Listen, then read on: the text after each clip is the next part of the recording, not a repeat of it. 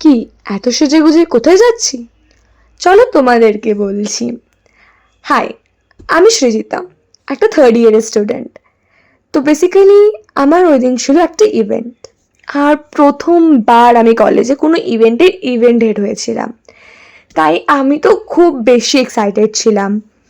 আর বলতেই পারো এটা আমার one of the favourite society, তো একদমই আমি সেটাই করেছি। তো একদম রেডি রেডি হয়ে সারাদিনের ইভেন্টগুলো একদম সুন্দর করে পুরো টিম সবাই মিলে ম্যানেজ করলাম আমরা।